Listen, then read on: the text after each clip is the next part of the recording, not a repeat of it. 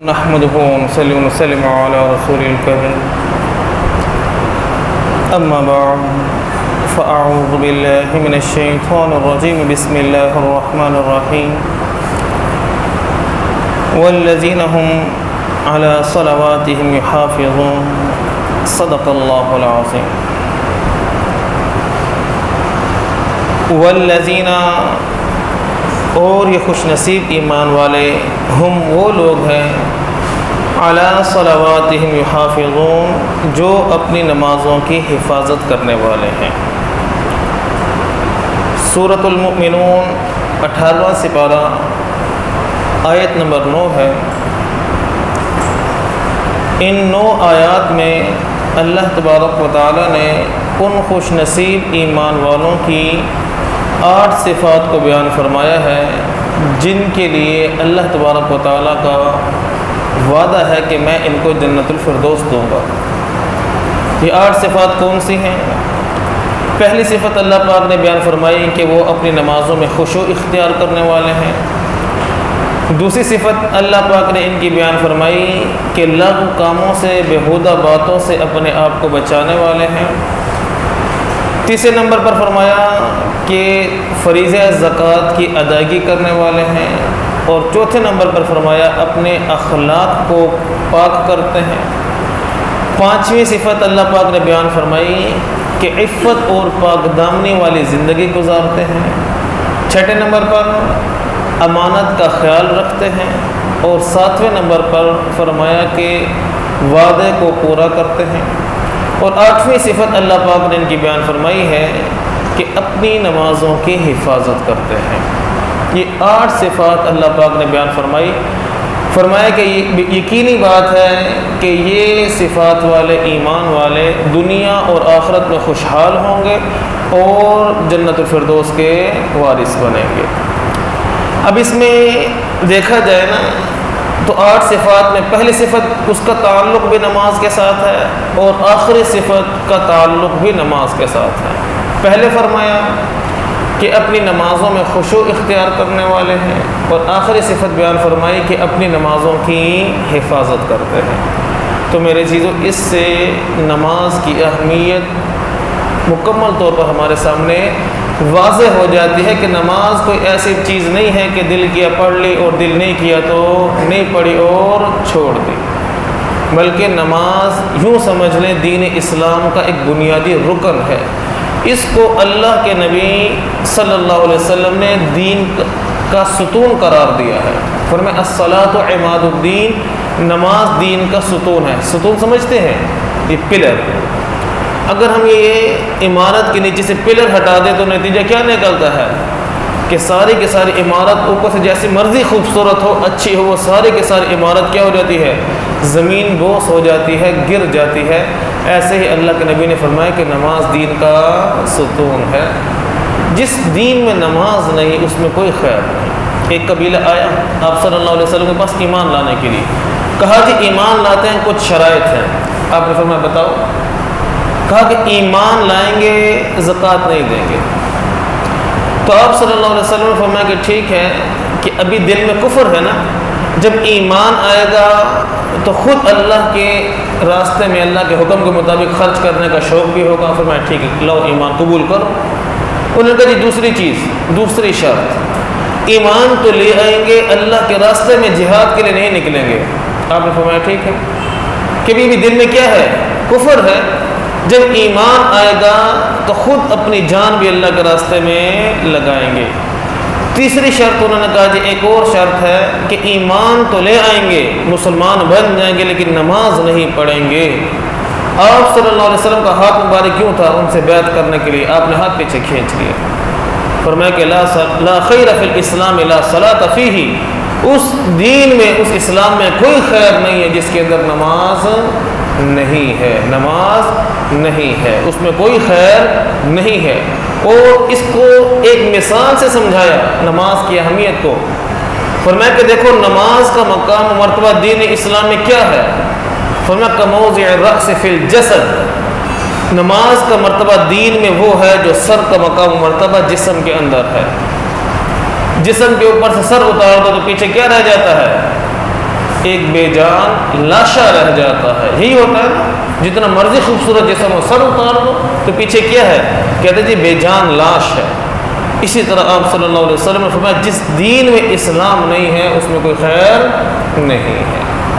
تو یہ کوئی معمولی بات نہیں ہے کہ جی دل کیا تو پڑھ لی, دل کیا تو چھوڑ دے, ایسا نہیں. حدیث شریف میں آتا ہے رسول اللہ صلی اللہ علیہ وسلم نے فرمایا کہ جو شخص جان بوجھ کر ایک نماز چھوڑتا ہے, جان بوجھ کر, تو اللہ تبارک و تعالیٰ فرشتے کو حکم دیتے ہیں کہ جہنم میں جو آگ کے بنے ہوئے دروازے ہیں اس دروازے پر اس کا نام لکھ دے کہ اگر اس نے توبہ نہیں کی, اگر توبہ کرے, نماز پابندی سے شروع کر دے تو وہ مٹا دیا جاتا ہے کہ اگر یہ مسلمان توبہ کے بغیر مر گیا تو جہنم کے اس دروازے سے گزر کر جہنم کی آگ میں جائے گا. اور جائے گا کہاں, پتہ کہاں جائے گا؟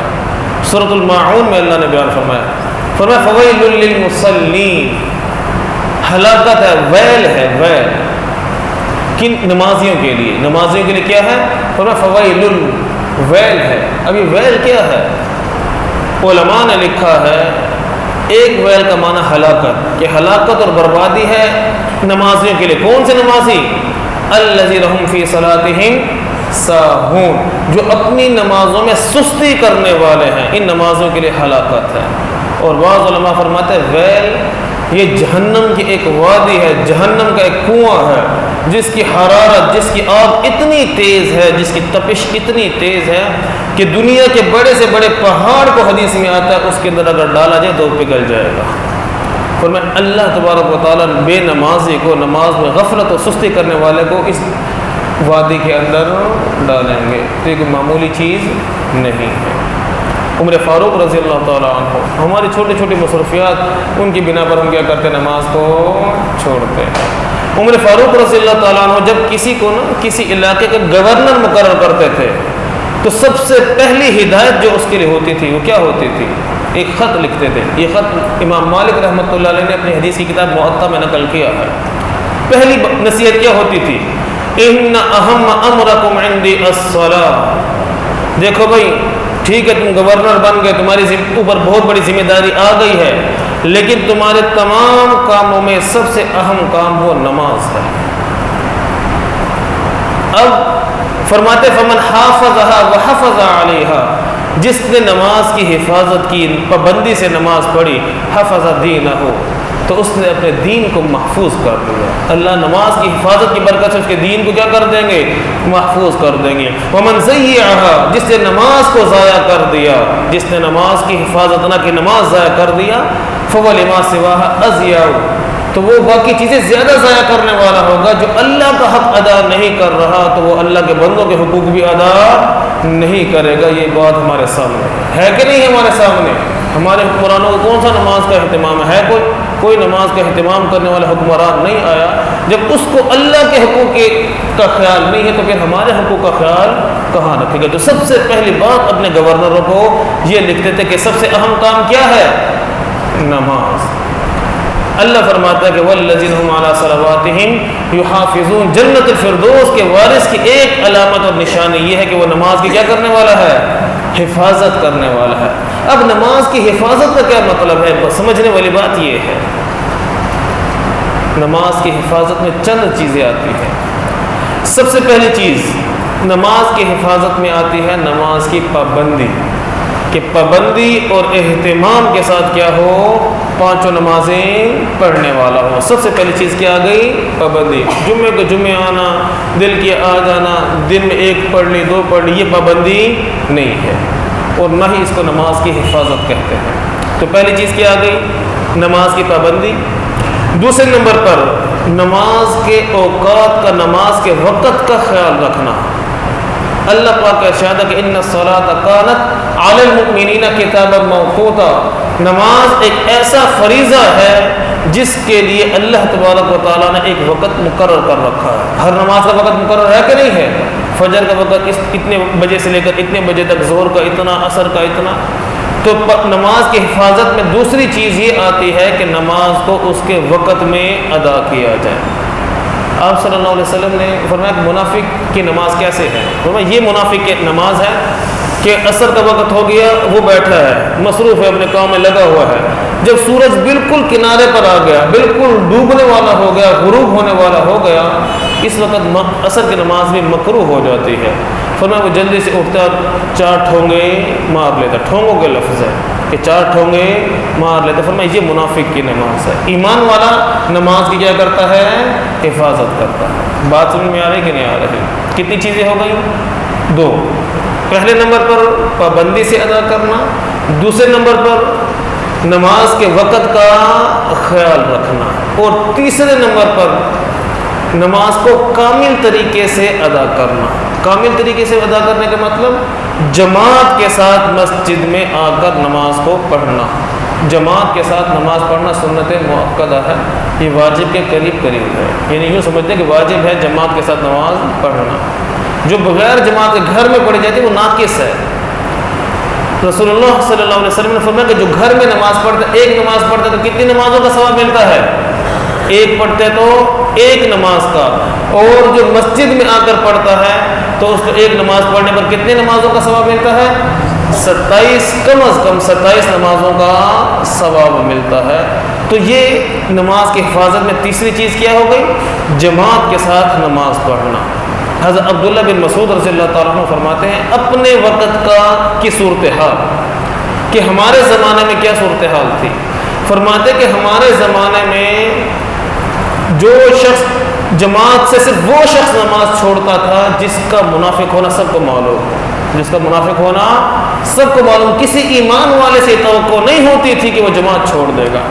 فرمایا ایمان والا اتنا بیمار ہوتا کہ خود اکیلا مسجد نہیں آ سکتا تھا، وہ 2 آدمیوں کا سہارا لے کر مسجد آتا تھا اور جماعت کے ساتھ نماز ادا کرتا تھا۔ اتنا اہتمام ہوتا تھا صحابہ کے زمانے میں جماعت کا۔ کہ خوش نصیبی کی بات ہے نا کہ جماعت سے نماز پڑھنے کی توفیق ملے گی، تو اللہ پاک کیا فرما رہے ہیں کہ میں اس کو جنت الفردوس کا وارث بناؤں گا۔ تو بہرحال تیسری چیز نماز کی حفاظت میں کیا ہو گئی کہ جماعت کے ساتھ نماز کو ادا کرنا۔ اور چوتھی چیز جو نماز کی حفاظت میں آتی ہے، نماز کو اس کے مکمل آداب کے ساتھ ادا کرنا، یہ آسان الفاظ میں یوں کہہ لیں نماز سنت کے مطابق پڑھنا، کہ نماز کا ہر جو رکن ہے، قیام ہے، رکوع ہے، قومہ ہے، جلسہ ہے، سجدہ ہے، ہر رکن اطمینان کے ساتھ سنت کے مطابق کیا کیا جائے؟ ادا کیا جائے۔ کیونکہ جو بھی رکن سنت سے ہٹے گا، یہ جلدی جلدی نماز، جیسے ہمارے معاشرے میں ہے نا، جلدی بس نماز پڑھو اور فارغ کرو، تو اللہ کے رسول صلی اللہ علیہ وسلم نے فرمایا کہ سب سے بدترین چور وہ نماز کا چور ہے۔ صحابہ نے پوچھا اللہ کے نبی نماز میں چوری؟ نماز میں کوئی کیا چوری کرے گا؟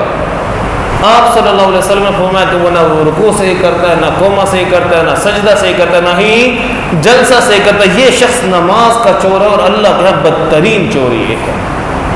تو بہرحال نماز کی حفاظت میں کل کتنی چیزیں آ گئیں؟ 4 چیزیں۔